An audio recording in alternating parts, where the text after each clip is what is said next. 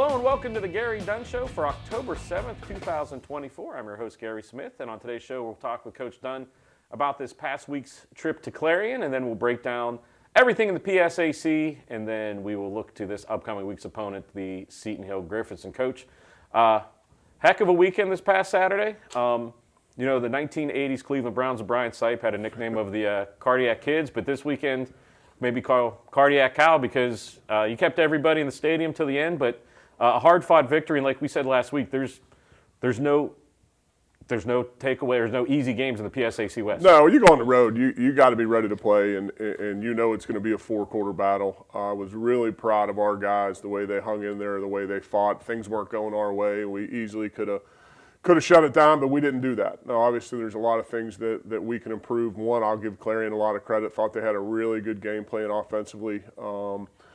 We got to do some things better. We gave them some things, but the takeaway and what I told the team right after the game is, man, we play the next play. We're going to battle. We're going to compete for 60 minutes.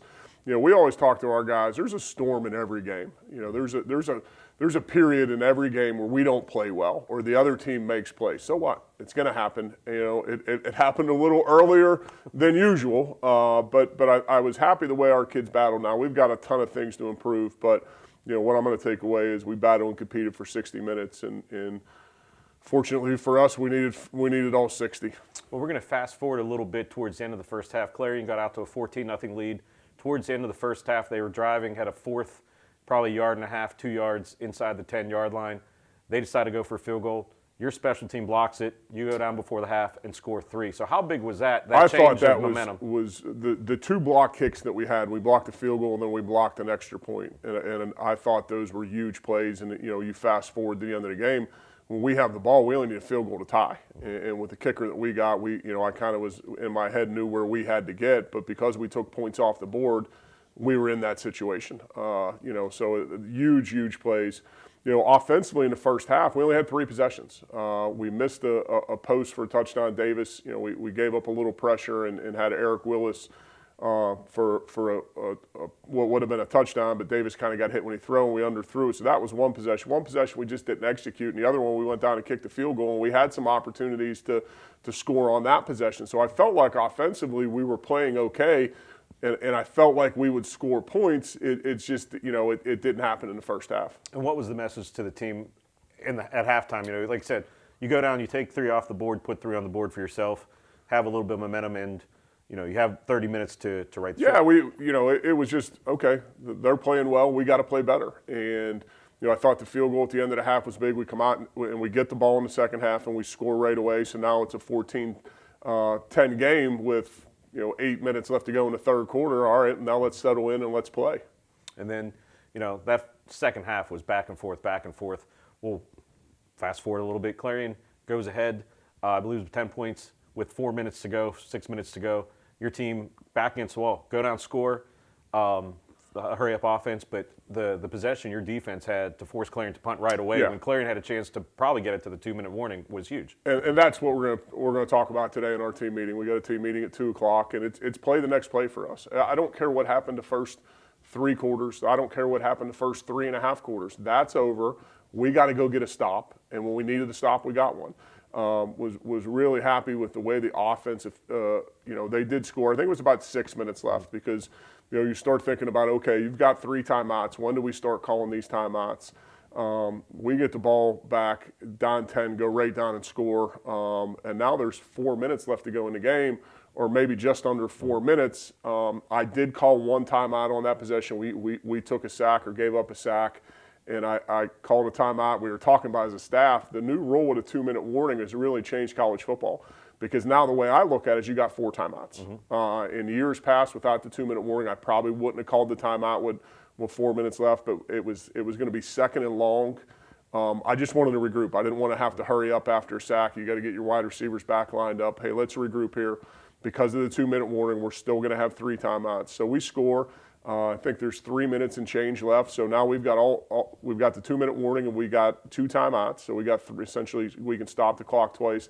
But our defense needed to get a stop and they got it. You know, we got a stop. We ended up getting good field position and the rest was history when we get on and score. And you got an offense that was starting to hum, especially towards the end of the game. And, that last touchdown pass by Davis Black in the end zone was, something that might go down in history as one of the biggest touchdown passes. Yeah, I tell you, the last two that he threw, the one to Amari Hopkins down the seam, he threw it. He was decisive. He ripped it, and he put it over two guys and in between two guys, which was a great route by Amari, and it was a great ball by Davis.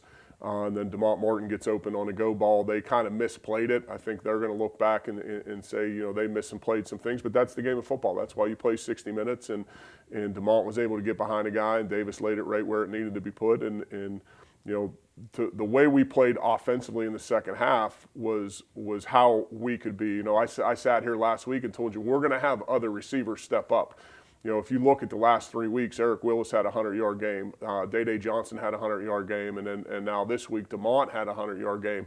Amari's caught, I think, 5 or 6 touchdown passes in the last 2 or 3 weeks. So I like our depth at wide receiver, and I like the way that Davis is trusting those guys to make plays. And each week it may be a different guy that has a big game, and we're fine with that. Now, you score the touchdown to go ahead. There's still about a minute, maybe 45 seconds. 56 seconds. What's the message to the special teams first and then your defense, knowing that just, Saturday was a crazy day in college football all around, but just knowing that anything can happen? Yeah, well, I'll tell you one takeaway from the game that we're going to discuss at 2 o'clock is I was not happy with our special teams play. Other than probably the punt team and the field goal block team, I don't think we valued the things that we preach, and we hadn't had a great day of special teams to that point. But we're going to run and we're going to go get this kicked on inside the 20, and our defense is going to get another stop. And I thought we did a good job on I think they did. I think it was a touchback on that. So kickoff team did its part. We put the ball in the end zone, and then now defense, you got to make a stop. They had all 3 timeouts at that point, so we got to get off the field. And your team did an interception to seal the deal, a quick kneel down, and you got out of Clarion with a hard-fought victory. And like you said, second week of PSAC West play. There's a lot of football to be played, but that's a great comeback win. Yeah, well, anytime you go on the road, I'm assuming the fans down in Alabama didn't think they were going to go on the road and lose to Vandy this week. College football, there's good football players everywhere, and there's good coaches everywhere. I thought Clarion did a really good job. They had their kids believe, and I think some of that for us, and another one of my takeaways when I talk to the team is I'm not worried about the last play. You could see our body language on defense that when they were having some success was not good. We've dropped that and go make a play. Let's get a stop. It doesn't matter. They got 3 first downs in a row. We're going to defend every inch of that field. Go make a stop. And I thought we did that, holding them to the field goal. And blocking the field goal. That's the takeaway for our guys is, hey, look, you got to stop when you had to, and then we block a kick, and it's no points. I don't care what happened between the 20s. Let's stand up in the red zone. Well, let's take a look at inside the numbers this past weekend. Davis Black, we mentioned the last-second touchdown, 3 touchdowns overall, 422 in the air, and then he found 9 receivers. Again, like I said, you mentioned it. You're getting guys, different guys are stepping up, but 9 receivers. DeMonte Martin and Eric Willis both going on over 100 yards. DeMonte Martin almost had 200, 189. So just showing the depth and the good balance. I wasn't happy with the way we ran the ball. And it, everyone thinks, well, it's the O-line. No, it's a combination of things. A couple runs, the back didn't put it in the right place, or the tight end didn't do this, or the O-line, got off too early on a combo block, whatever it is. But we've got to get back to more balance. And I'm fine throwing the football. Clarion was playing a 1-high defense and supporting the run with their corner and rolling a safety down. So 1-high, you should throw the football, but we've got to do a better job running it. And on the defensive side, your team, once again, we've been saying it all season, getting good pressure up front. Only had 1 sack officially, but 5 tackles for losses for 19 total yards and a lot of pressure. I know the quarterback for Clarion ran around a little bit, so that kind of skewed things, but all starts up front. He's a really talented kid and runs the football really well, and I think that created some problems for us. Clarion runs a different offense than just about anybody, and we didn't play – to play well against Clarion, you got to play assignment football, and we did not play assignment football for about 3 quarters of that game. And it showed, and Clarion, give them credit, did a nice job. But they run a different offense than anybody, so we've got some things to work on there. And then you flip it to this week, Seton Hill runs a different defense than anybody. So offensively, we're going to have to play assignment football. But when we needed a stop, we got to stop. And then when we needed another stop, we got a turnover. So, that's the takeaway to our team is, hey, we're going to battle for 60 minutes and don't worry about what happened before. Let's get this stop, and then let's get the next one. And Dominic Solomon Jr., he had the game sealing interception at the end, also chipped in with 12 tackles, 9 solos, and 3 assists. But, yeah. Coach, that's all we have for Clarion. Let's take a look at the highlights, and then coming up after the break, we'll look at the highlights against Seton Hill last year. We'll break down the PSAC West and break down the Seton Hill game. You're watching the Gary Dunn Show right here on CUTV.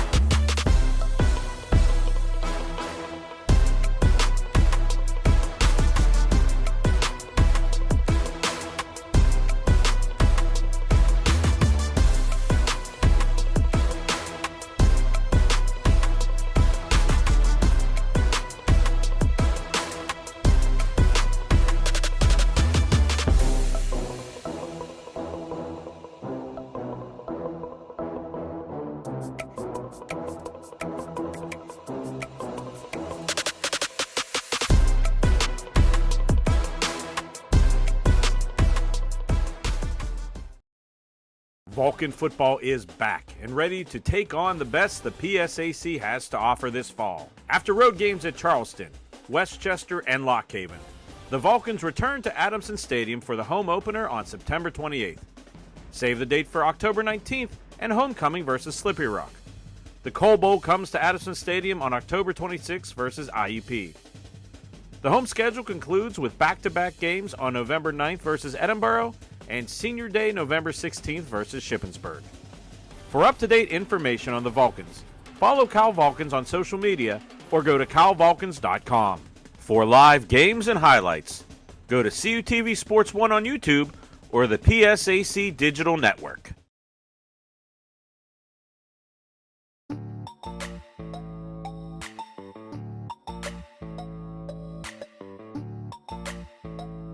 Deep pass down the field right away. This looks like it is going 10-5, and that is a one-play touchdown from your California Vulcans. Drop back pass down the middle, intercepted by California, taking it down the close sideline. Looking for some blockers, getting some help, and he takes it in for a pick six. Drop back pass for Black. Black down the sideline. Once again, that is a touchdown. Another passing touchdown. Drop back pass for Seton Hill. Pressure coming from his backside. Rolling out, throwing the ball away. Interception by California as he takes it up the sideline looking for some blocks. He looks like he's going all the way, picking up some more blocks. All the way down. That looks like that is a touchdown, California. Drop back pass. And that is intercepted by California. Keith Charney with his second one.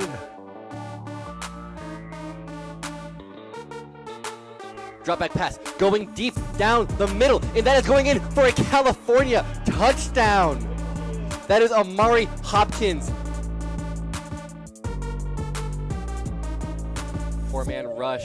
Incomplete. That's an interception by California.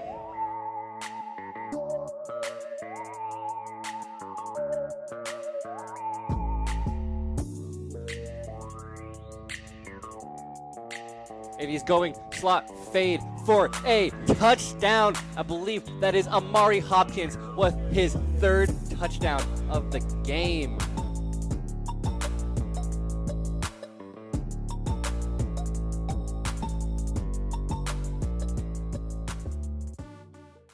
And welcome back to the Gary Dunn Show. Coach, we just saw highlights from Clarion and this upcoming week's opponent, Seton Hill, from last year. But quickly, before we look at the scores, you mentioned a little bit of Alabama, Vanderbilt, but just speaks to how crazy college football, at any level. Yeah, you got to show up and play every week, and there's going to be upsets and there's going to be close games, and it's just, that's why we love college football. You've got to play for 60 minutes, and look at the Miami Cal game. They were up 25, and Miami comes back to win. So it's, we preach to our guys, turn the scoreboard off. We're going to play for 60 minutes, and at the end of the game, we'll look up and see where we're at.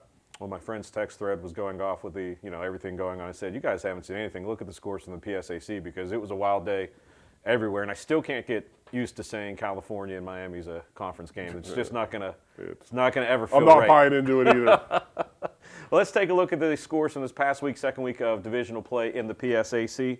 As mentioned, California 31, Clarion 27. Lock Haven goes to Shepherd, takes them down to the wire, but Shepherd wins 45-38. Kutztown over Bloomsburg 42-10. East Stroudsburg over Millersville 57-17. Slippery Rock and IUP, that one went down to the absolute wire. Slippery Rock wins 33-32. Westchester beat Shippensburg 28-10. And then Gannon beat Seton Hill 23-17, and that was in Erie. And Coach, we'll take a look at what we're talking the all too early. 2 weeks in, a couple teams 2-0, a couple teams 0-2, a couple teams 1-1. I know no coach likes to look at standings, but again, there's a lot of football to be played. Everyone still has their fate in their own hands. Yeah, absolutely. It's each week is a separate week, and that's why college football. You go to a lot of different sports. Not every game means something. In college football, every one of them is just as important as the last one. And this important one this week is at Seton Hill.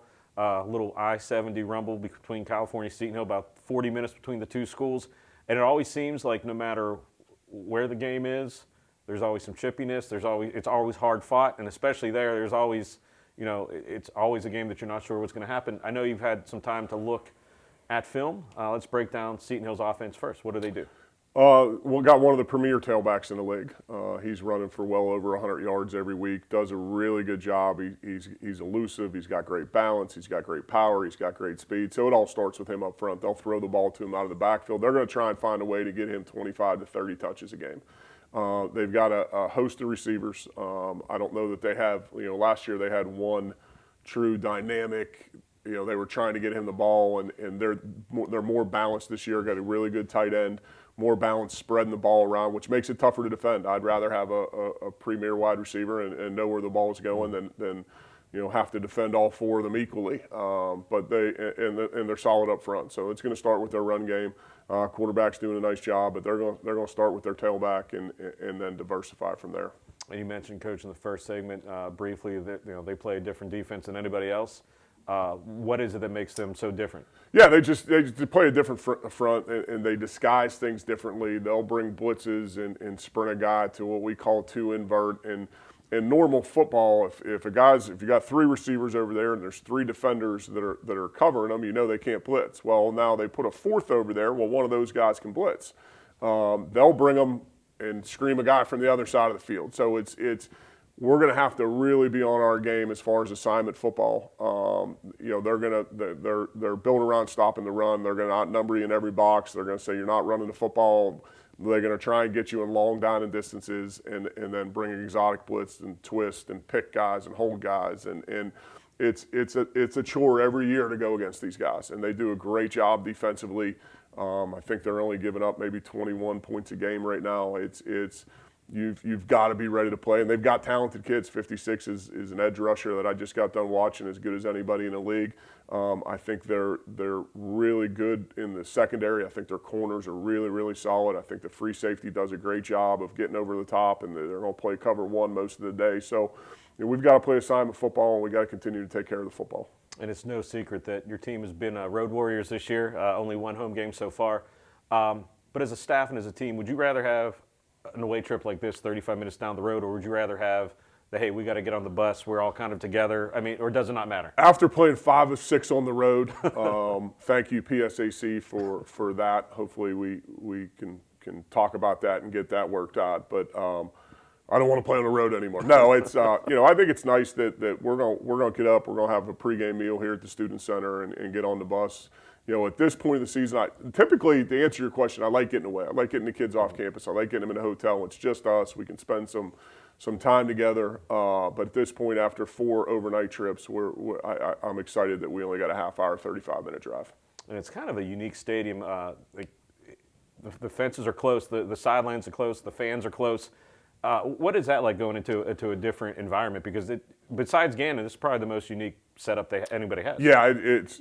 I'm not a big fan of the sideline. I mean, there's no room to operate. The officials are yelling at you, telling them to back up, and then I tell them I got to stay behind the fence if you want me to back up any further than I am. But they play really well at home. Every time we've went up there, it's been a 4-quarter battle. So we're going to have to play well, and hopefully we're getting used to playing on the road. And that game is a 4 o'clock kickoff in Greensburg. We'll look at the rest of the schedule here for the PSAC, and then I'll give you a couple seconds, Coach, to make your pitch to get people on the road in their red and black. Going to be a great day Saturday weather-wise. But California Seton Hill, 4 o'clock, and then a slate of games at noon. Shippensburg, Millersville, Lock Haven, Kutztown, and Shepherd and Westchester at noon. Gannon and Slippery Rock at 1 o'clock. East Stroudsburg and Bloomsburg at 2 o'clock, and then IEP Edinburgh also at 2 o'clock with Clarion at the bye. But, Coach, tell the people why they should come out. It's 40 minutes, beautiful day, 65 I got yelled games. at last week by my daughter, who said I didn't mention that she comes to every game. Okay. Now, I will tell you, at the end of that game, she was standing behind the bleachers because she couldn't watch anymore last week. But my wife and daughter will be there. And come up to Greensburg, maybe do a little early Christmas shopping, head to the mall, maybe – early Christmas shop and grab a bite to eat for lunch and then come over to Offutt Field at 4 o'clock. 4 o'clock kickoff. If you can't be there, CUTV Sports will have you covered. It'll be live on the PSAC digital network and also on CUTV Sports 1. But, Coach, can't believe we're second week of October, got another road week, and then homecoming next week. But that's in the future. That's not here yet. We're worried about this one. We're worried about a trip to Seton Hill and we're on fall break right now, so I think the kids got to sleep in this morning. The meeting should be interesting. But we had weights this morning at 9, 10, and 11, and then 2 o'clock meeting. So let's get back to work. And back to work they will on Saturday. Once again, 4 o'clock. Make the short trip over, not down, and support the Vulcans. So for Coach Dunn, I'm Gary Smith. You're watching the Gary Dunn Show right here on CUTV.